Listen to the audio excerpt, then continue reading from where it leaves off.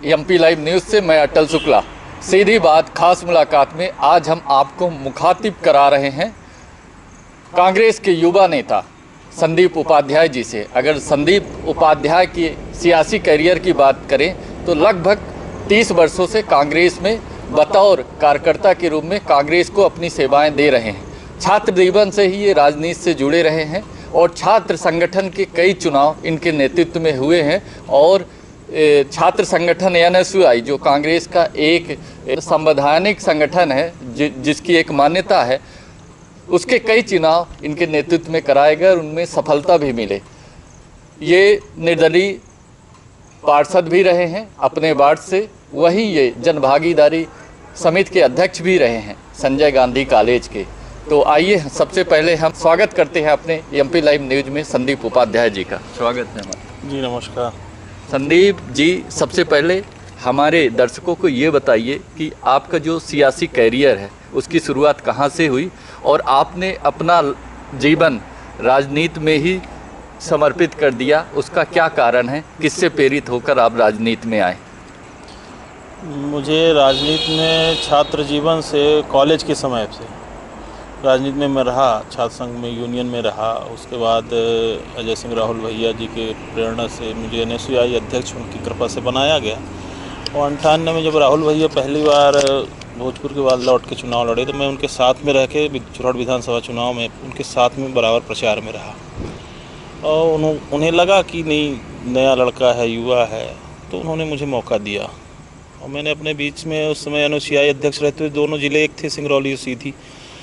NSUI की एक पहचान दी सीधी में। उसके पहले एनएसयूआई को बहुत कम लोग जानते थे, जो कांग्रेस के थे वही भर, और पूरे संगठन को तैयार किया पूरे ज़िले में। और उसके बाद आंदोलन भी किए। चकाजाम सरकार जबकि अपनी थी, दिग्विजय सिंह जी थे मुख्यमंत्री, तो भी हम लोगों ने मांग के लिए चकाजाम, हड़ताल वगैरह करके शासन के चुनाव शुरू करवाए थे। भले वो डायरेक्ट नहीं होते थे, मॉनिटरों के माध्यम से होते थे, लेकिन शासन के चुनाव शुरू हुए और हमने बहुत ही सफलता प्राप्त की शासन चुनाव में। एनएसयूआई के कई लोग यहाँ पे प्रेसिडेंट बनने, कई नेता तैयार किए और आज भी लोग काम कर रहे हैं। छात्र जीवन समाज साथ के लोग हैं। जब आपने कांग्रेस को ज्वाइन किया उस समय कांग्रेस का साम्राज्य देश और प्रदेश में हुआ करता था। उस समय कुंवर अर्जुन सिंह, स्वर्गीय कुंवर अर्जुन सिंह, जिनको हम दाऊ साहब के नाम से जानते थे, उनका एक दबदबा था भारतीय राजनीति में। तो उस समय आपने कांग्रेस को ज्वाइन किया और आज के समय को किस तरह से आप आंकते हैं? कैसा अनुभव रहा इन 30 वर्षों का उतार चढ़ाव राजनीति में? आपने क्या देखा और क्या पाया और क्या खोया? तब की राजनीति में हम स्टार्टिंग में, मैंने शुरुआत में रहे, लेकिन तब की राजनीति और आज की राजनीति में ज़मीन आसमान का अंतर है। पहले व्यक्तित्व होता था, मानवीयता होती थी, नैतिकता होती थी, शिष्टाचार होता था, अनुशासन होता था और छोटे बड़े का लिहाज होता था। और आजकल में राजनीति में ज़्यादातर फुहड़तापन ज़्यादा आ गया है। कभी कभी कष्ट होता है उससे, लेकिन अब जैसा समय है उस हिसाब से सबको ढलना पड़ेगा। तब बहुत पैसे की कीमत नहीं होती थी, व्यक्ति की कीमत होती थी, और तब नेता जनता बनाती थी और नेता संघर्ष से बनते थे। और आजकल की राजनीति में थोड़ा सा चेंज तो है ही। क्योंकि आप एक अच्छे राजनीतिज्ञ हैं और राजनीति के बहुत अच्छे पारखी भी हैं। कई उतार चढ़ाव आपने देखा है खुद अपने जीवन में, क्योंकि आप लगातार राजनीति से जुड़े रहे हैं। क्योंकि कांग्रेस पार्टी का जो कद हुआ करता था आज से 25 साल पहले, 30 साल पहले, कहीं ना कहीं उसमें गिरावट आई है। कांग्रेस पार्टी जो संगठित हुआ करती थी, जिसका देश में साम्राज्य हुआ करता था, परिवर्तन हुआ है। आज कहीं अलग थलग दिखती है, संगठन भी अलग थलग दिखता है। जो मजबूती होनी चाहिए, जिस तरह की भूमिका होनी चाहिए, कहीं ना कहीं संगठन में उसकी झलक नहीं दिखती है। उसका क्या कारण मानते हैं आप? जहाँ तक मैं मानता हूँ, मेरी व्यक्तिगत राय है ये, कांग्रेस ज़्यादा दिनों तक सत्ता में रही है, संगठन को बहुत उस समय महत्व नहीं दिया जाएगा और सत्ता के इशारे पर ही संगठन चलते थे। और आज भी जहाँ तक है, और हमारे कमलनाथ जी प्रदेश अध्यक्ष जी हैं, राहुल भैया जी हैं, केंद्रीय नेतृत्व भी है, वो इस चीज़ को भी महसूस करता है कि हमारे संगठन में कमजोरी है और उसमें जान डालने की, उसको मजबूत करने की ज़रूरत है। और रही बात राजनीति तब कैसी थी कांग्रेस की, आज कैसी है, कांग्रेस आज भी मजबूत है लेकिन आजकल झूठ फरेब जुमले को लोग जल्दी मानते हैं। अब धीरे धीरे वो पर्दाफाश हो रहा है, लोग समझ रहे हैं कि देश कहाँ से कहाँ पहुँच गया। इस देश में सुई नहीं बनती थी। और जो कहते हैं लोग बाकी कांग्रेस ने क्या किया 2014 के पहले, मनमोहन सिंह जी, राजीव जी, इंदिरा जी, नेहरू जी ने जिन ने भी इस देश के लिए किया और देश को एक कंप्यूटर युग तक ले गए। 21वीं सदी में राजीव जी का जो सपना रहा और आज हम सब देख रहे हैं, जो भी वो कांग्रेस की देन रही है। लेकिन उसके पीछे फिर आज हर क्षेत्र में पीछे हो रहे हैं हम। जो कुछ दिख रहा है उसी का वो बनाया हुआ है, कुछ नया नहीं है। लेकिन बीच में थोड़ा ज़रूर जुमले झूठ फरेब की वजह से लोग सत्ता में बैठ जाते हैं। सत्ता में बैठना आसान है, जनप्रतिनिधि बनना आसान है, लेकिन जनता के बीच और मानव जाति के बीच, राजनीति के बीच अपनी छाप छोड़ जाना, कुछ कर जाना, ये दूसरी बात है। अगर कांग्रेस के प्रदेश की राजनीति की बात करें तो काफ़ी अंतर्कलह सामने आ रही है। काफ़ी आरोप प्रत्यारोप के दौर से कांग्रेस को गुजरना पड़ रहा है। अभी हाल में ही कमलनाथ जी का जब दौरा मैहर में हुआ था तो कमलनाथ जी ने कहा था कि एक बयान दिया था जिसका काफ़ी विरोध भी हुआ कि कांग्रेस अगर बिंद में मजबूत होती तो आज उनकी सरकार नहीं गिरती, ये दिन ना देखना पड़ता। जिसका जवाब बड़ी शालीनता के साथ अजय सिंह जी ने दिया कि कांग्रेस बिंद पहले भी हमेशा कांग्रेस को मजबूती देता था, इस बार ऐसा हुआ है, कुछ षड्यंत्र हुआ है जिसके कारण जो उम्मीद थी उसके अनुकूल बिंद में हमें परिणाम नहीं मिल पाया है। लेकिन उसको कई लोगों ने कई तरीके से दिया और बड़े नेताओं के बीच में कुछ छोटे नेता भी कूद गए, कुछ नेत्री भी कूद गई। तो इस संदर्भ में आपका क्या कहना है? जहाँ तक ये बड़े स्तर की बात है, कमलनाथ जी प्रदेश अध्यक्ष हैं, राहुल भैया भी प्रदेश के हमारे नेता हैं, पूर्व नेता प्रतिपक्ष 2 बार रह चुके, और 15 साल से जब सरकार नहीं थी कांग्रेस की तो लगातार विपक्ष की पूरी भूमिका अकेले अजय सिंह राहुल जी ने निभाई। कब चाहे हुरिया जी अध्यक्ष रहे हों प्रदेश के, चाहे अरुण यादव जी रहे हों, पर सेकंड में सदन में अंदर और फील्ड में बाहर बराबर कंधे पर कंधा मिला के राहुल जी ने काम किया। रही कमलनाथ जी की बात, वरिष्ठ हैं, हम लोग उसमें टिकट अपने नहीं कर सकते, उनके स्तर की बात है। कुछ लोग बोले इनके पक्ष में, कुछ उनके पक्ष में, अपनी अपनी राजनीति के स्तर पर। आजकल का जो बताया हमने कि राजनीति में आने के लिए नए शॉर्टकट ढूंढते हैं कि डायरेक्ट पहुंच जाएं, संघर्ष ना करना पड़े, तो वो शॉर्टकट लोगों ने अपनाया। लेकिन जहाँ तक बिंद की बात आई तो भैया ने यही कहा कि 1-2 बार उनका स्टेटमेंट आया कि तो भैया ने यही कहा कि बिंद के बिना भी सरकार बनी थी। मान लीजिए बिंद का सहयोग नहीं था तो सरकार थी 15 महीने और उसके बावजूद गिरी। तो ऐसी चीज़ बार बार ना कहा जाए। बिंद का अपमान हुआ, उन्होंने बिंद की आवाज़ उठाई। अजय सिंह राहुल को उन्होंने कुछ नहीं कहा, उन्होंने तो बिंद के लिए कहा और बिंद के तरफ से नेतृत्व करते हैं अजय सिंह राहुल, तो उन्होंने पूरे बिंद एक एक व्यक्ति की तरफ से अपनी आवाज़ उठाई। और इसमें तो हर व्यक्ति को गर्व होना चाहिए, कम से कम एक नेता हमारे पूरे बिंद के, आम जनता हो, किसी का दल का हो, कोई भी हो। आप देखिए यहीं भाजपा में चले जाइए, बिंद के एक से कद्दावर लोग हैं, मौका दिया क्या? तो बिंद के साथ अन्याय होता है, ऐसा नहीं है, हुआ है, इसलिए लोग बोलते हैं। और भैया ने भी यही बात कही, कुछ गलत नहीं कहा, लेकिन कुछ लोगों ने बोला ऐसा, वो अच्छा नहीं। हम लोग तो भैया के फॉलोवर हैं, उनके साथ हैं, बिंद के हैं, सीधी के, तो हम तो उनके साथ ही रहेंगे, वो हैं भी। और कोई विरोधाभास का पार्टी में नहीं है, बातों का वो हो जाता है। 6 महीने के अंदर कमलनाथ जी मुख्यमंत्री बन गए थे और अभी तक मैं बहुत छोटा कार्यकर्ता हूँ कांग्रेस का, मैं आरोप तो नहीं लगा सकता, पर भी पूरे बिंद के हर जिलों में संगठन का दौरा भी नहीं कर पाए हैं, उतना अनुभव क्षेत्र तक का नहीं है। और संगठन इसी को कहते हैं कि अकेला एक व्यक्ति नहीं चला सकता। जिले में एक कलेक्टर होता है, पर उसकी हुकूमत चलती है तो छोटे से लेकर चपरासी से लेकर हर विभाग का बंटवारा होता है, हर विभाग के कर्मचारी अधिकारी काम करते हैं, होता है कलेक्टर ने किया। तो इस तरह हर व्यक्ति की ज़रूरत है, एक छोटे कार्यकर्ता से लेके बड़े से लेके सबकी ज़रूरत है और सबको लेके चलना चाहिए, ये मेरा सोच है। और होगा भी, होता है कांग्रेस में। ये ज़रूर है, समय विपक्ष का है, कमज़ोर है इस समय, मतलब सत्ता में झूठे लोग बैठे हुए हैं, तो इसलिए तो जब कमज़ोर होता है कोई घर तो खटर पटर थोड़ा बड़ा घर में होता रहता है, तो ये कोई बड़ी बात नहीं है, आपसी बात है। ज़रूर मीडिया के सामने ना आना चाहिए। कुछ लोगों ने भैया को सलाह दी कि मीडिया में नहीं बोलना चाहिए, पार्टी लाइन, तो पार्टी लाइन भैया भर के लिए नहीं है, मीडिया के सामने उनको भी नहीं बोलना चाहिए, जहाँ तक मेरी सोच है। और इतने बड़े नेताओं के बारे में मैं कमेंट नहीं कर सकता, पर आपने पूछा इसलिए बोल रहा हूँ। अगर हम आपके व्यक्तिगत राजनीति की बात करें, अगर आपके व्यक्तिगत व्यक्तित्व की बात करें, तो आपको जब से मैंने देखा करीब 25 से 30 वर्ष हो गए, आप एक कुशल रणनीतिकार थे। एक जो राजनीतिक को होना चाहिए वो सारे गुण आपके अंदर थे। शुरू से ही आपके अंदर नेतृत्व करने की एक अलग दक्षता थी, अलग क्षमता थी, और कई चुनाव आपके नेतृत्व में लड़े गए। आप NSUI के अध्यक्ष रहे, तब आपने इतिहास रचा सीधी में, तब से लोग NSUI को सीधी में जानने लगे। उसके बाद आप लगातार पार्टी में रहे, संघर्ष करते रहे, और पार्टी से आपने अपने वार्ड से कांग्रेस से टिकट मांगा।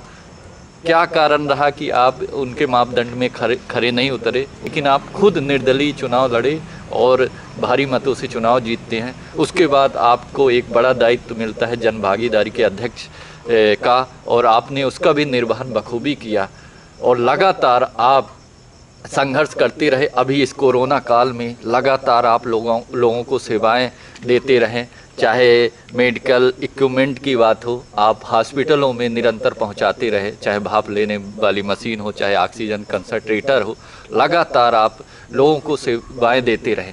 तो क्या कारण है कि आप लगातार राजनीति तो कर रहे हैं, साथ में समाज सेवा भी कर रहे हैं? क्या आपका उद्देश्य है, क्या गोल है? देखिए, आपने अभी कहा कि 28-30 साल, मुझे लगभग 26 साल हो गया राजनीति में हूँ। मैं किसी राजनीतिक घराने से नहीं हूँ, पहली बात तो ये। मेरे पूरे परिवार में कोई आज तक राजनीति में नहीं रहा है, सब कर्मचारी छोटे लोग रहे हैं, बड़े लोग रहे हैं, और कुछ ईश्वर की भी कृपा होती है और कुछ साथ मिल जाता है। तो छात्र जीवन से नेतृत्व की आदत थी, वो रहे आए और आज तक लगे हुए हैं। और समाज सेवा या राजनीति या नेतृत्व करना ये अपनी जगह है, आदमी करता है, कर ही रहा है, लेकिन कोई ऐसा उद्देश्य नहीं हमें ये बनना है कि हमें वो बनना है, कि कोई टारगेट है अपना। राजनीति में जहाँ तक मैं समझता हूँ किसी पद की कोई बात नहीं होती है, कोई जनप्रतिनिधि बनना कोई बड़ी बात नहीं होती है। हम बहुत इच्छा करते हैं कि हम ये बन जाए, हम वो बन जाए, लेकिन जब तक जनता और जिस दल से जुड़े हैं उसके वरिष्ठ लोग और जनता नहीं चाहेगी तो हम नहीं पहुँच सकते वहाँ। हमें काम करते रहना चाहिए।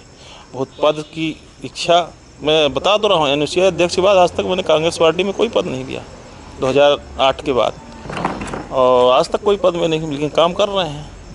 और पद की लालसा से या किसी पोस्ट की लालसा से या कोई उद्देश्य नहीं है ऐसा। हाँ, वरिष्ठ लोग हैं, पार्टी के लोग हैं, उनको लगेगा जब कभी पसंद करेंगे, बुलाएंगे, अपना किसी भी रूप में हमें पद पोस्ट देंगे। उसके बाद जनता जब हमें पसंद करेगी या जनता हमें वहाँ बैठाएगी तब हमको वहाँ पे पद मिलेगा। और दूसरी बात, उनके पद मिल जाना, जनप्रतिनिधि बन जाना अपनी जगह पर, जनता के विश्वास में खरे उतरना सबसे बड़ी बात है, क्योंकि दोबारा भी तो हमको उनसे नज़रें मिलानी है, यहीं पे रहना है, कौन बाहर से हैं हम लोग। और कोरोना काल में भावनात्मक में आपने अभी देखा होगा 1 महीने पहले, और बाहर मत जाइए, आप सीधी जिले में ही जाइए। ऐसा माहौल रहा कि कौन आज है कौन कल नहीं रहेगा, एक डर का माहौल था, और आदमी सब अपने अपने घर में थे। मैंने, हमारे कुछ दोस्त हैं बाहर साथ के, कुछ घर के लोग भी, मैंने बात की क्या किया जा सकता है, कुछ करना चाहिए। हालांकि उस समय सब लॉकडाउन था, बहुत चीज़ें उपलब्ध नहीं हुई, तो हमको उन्होंने कहा कि इन मशीनों की ज़्यादा इस समय ज़रूरत है, तो हमने कहा ठीक है दिला, तो वो मिली, थोड़ा लेट आई उसकी व्यवस्था की। ऑक्सीजन की इतनी समस्या देख के हमने कहा क्या हो सकता है, हमने तो प्लांट तक की योजना बड़े वरिष्ठ लोगों से और लोगों से चर्चा करके की थी, लेकिन संभव नहीं रहा उस समय। तो जो कुछ हो सका हमने कोशिश की है, आगे भी कर रहे हैं। मास्क सैनिटाइजर कल या परसों से शहर में और जहाँ भी उपलब्ध हो सकेगा जितना भी पहुँचाएँगे। और उस समय कुछ दिख नहीं रहा था, ना राजनीति किसी को दिखती थी, ना कोई जनता, ना पैसा, ना कुछ। ये लगा था किसी तरह जान बचे, लोग ईश्वर को याद करने लगे थे, पूजा पाठ शुरू हो गई थी कि हे प्रभु बचाया जाए, क्या हो रहा है। और इस तरह आपदा में ही सबको एक दूसरे का साथ देना, यही मानवीयता, इंसानियत है। बाकी तो जैसे हैं वैसे चले जाएंगे, पर क्या पोस्ट, इंसानियत ही रह जाती। मेरा जो व्यक्तिगत मानना है कि जो व्यक्ति राजनीति से जुड़ा है, हर व्यक्ति की एक राजनीतिक महत्वाकांक्षा होती है। हर व्यक्ति ठीक है राजनीति करता है, पार्टी लाइन में रहकर एक कर्मठ कार्यकर्ता की तरह काम करता है, लेकिन हर व्यक्ति की एक राजनीतिक महत्वाकांक्षा होती है। आपकी क्या महत्वाकांक्षा है और क्या चाहते हैं कि अगर अवसर मिले तो हम लोगों की समाज सेवा राजनीति में एक पदी दायित्व लेकर करें? मैं जिन दो तीन पदों में रहा हूँ, चाहे पार्षद रहा हूँ, तो मैं सर्वश्रेष्ठ पार्षद का पुरस्कार मिला था मुझे राज्य शासन के द्वारा। और आपने भी बताया कॉलेज में भी था मैं, तो कॉलेज में भी मैंने काम करके दिखाया है। जो देखे हैं, जो जानते हैं, समझते हैं। अनुशय अध्यक्ष रहा संगठन का भी मैंने काम किया। और भविष्य में अगर कभी भी किसी भी ऐसे पद में आया या कि राजनीति में हूँ, तो ऐसा नहीं है कि पूरी तरह से कि अब सन्यासी नहीं हूँ मैं भी चाहता हूँ मिलेगा और अवसर मिलेगा, उम्मीद है, अपने मेहनत पर उम्मीद है। समय के अनुसार ही सबको मिलता, हमें भी मिलेगा। और अगर ऐसा मौका मिला तो सीधी में 2-3 चीज़ तो मैं पहले करूँगा। शिक्षा, स्वास्थ्य, रोजगार। सबसे पहले शिक्षा का, दूसरी बात स्वास्थ्य का, हॉस्पिटल जरूरी है एक और रोजगार का। आप देखिए सीधी सिंगरौली अलग होने के बाद सिंगरौली में 7-8-10 फैक्ट्रियाँ, इंडस्ट्रियल एनटीपीसी रहा, पर सीधी आज हमारे नज़र से लगता है कि मध्य प्रदेश का सबसे पिछड़ा जिला है। कई सरकारें आई गई, सब होता है, भाषणबाजी होती है, लेकिन दिल से काम करने की ज़रूरत है। हम ना रहें, कोई हमारे पहले वाले नहीं रहे, जैसे कुंवर साहब जी ने किया। लोग आज बहुत से नए लोग उनके बारे में नहीं जान पाते हैं। सीधी जिले में पहले जब वो सीएम थे या कि वो राजनीति में थे, वरिष्ठ नेता थे, केंद्रीय नेता थे, तो सीधी में आपको मैं बता दूं कि छोटे बड़े 27 बांध बने हुए हैं। सीधी में पानी की समस्या थी, सीधी में बिजली नहीं थी, सीधी में रास्ते नहीं थे। आज जो हर जगह रास्ते, बांध, पुलिया बनी हुई हैं, पानी की व्यवस्था, उस समय की मूलभूत व्यवस्था ये थी कि पानी मिल जाए, रास्ता मिल जाए, रोजगार मिल जाए, बिजली मतलब शिक्षा मिल जाए, स्वास्थ्य मिल जाए और रास्ते मिल जाए, बिजली हो जाए। आज आप चले जाइए कुसमी क्षेत्र में, कोई नहीं जाना चाहता था। बैढ़न क्षेत्र में कोई नहीं जाना चाहता था। आज वहीं सब लोग अपना फार्म हाउस और खेती देख लीजिए, आज जाकर सब बांधों की वही पानी की व्यवस्था की वजह से। तो उस समय की व्यवस्था उन्होंने की। आज समय के अनुसार व्यवस्था बदल गई। सीधी के लोग भोपाल या इंदौर या दिल्ली जाते हैं पढ़ने। सीधी में भी थोड़ा मेडिकल कॉलेज, इंजीनियरिंग कॉलेज या कोई हॉस्पिटल बढ़िया हो जाए तो आएंगे लोग, तो उनका रहने खाने का तो बच जाएगा। बहुत से लोगों का कॉलेज भोपाल, दिल्ली में है, लोग जाते हैं, रहने खाने का एक्स्ट्रा खर्च लगता है। और वर्तमान समय में तो लोगों को बस शिक्षा, स्वास्थ्य, रोजगार चाहिए। बाकी तो बहुत कुछ व्यवस्था अब सीधी में हो चुकी है। समय आएगा तो अगर ऐसा ईश्वर ने या कि पार्टी ने या कि जनता ने मौका दिया तो मैं तो करके दिखाऊंगा ये। और डंके की चोट में कहता हूँ कि अगर मौका दिया तो फर्स्ट बार में करके दिखा दूँगा। अभी हमारी बात कांग्रेस के कर्मठ कार्यकर्ता कहें या युवा नेता कहें, जो लगातार करीब 30 वर्षों से कांग्रेस में बतौर कार्यकर्ता काम कर रहे हैं और ये युवा नेता भी हैं। ये लगातार सक्रिय राजनीति में रहे हैं, बतौर समाज सेवा भी इन्होंने किया है एक समाज सेवी के रूप में, और लगातार कोरोना काल में भी ये सक्रिय रहे हैं। और जहाँ जिस स्तर पर लोगों ने इनसे मदद की गुहार लगाई है, इन्होंने हर संभव और पूरी तहे दिल से उनकी मदद की है। क्योंकि और सारी चीज़ें करीब करीब सीधी की जो मूलभूत आवश्यकताएं थी वो पूरी होती दिख रही हैं, लेकिन सबसे ज़्यादा काम करना है तो वो है शिक्षा, चिकित्सा और रोजगार, जो एक मूलभूत आवश्यकता है। तो बोले कि जब भी अवसर मिलेगा मैं निरंतर प्रयास करूंगा और पार्टी और समाज सेवा में जिस तरह से मुझे जो दायित्व मिलेगा उसका निर्वहन करता रहूंगा। आगे भी हम उपाध्याय जी से आपको रूबरू कराते रहेंगे, उनकी अपडेट्स समय समय पर आपको देते रहेंगे। तब तक के लिए धन्यवाद।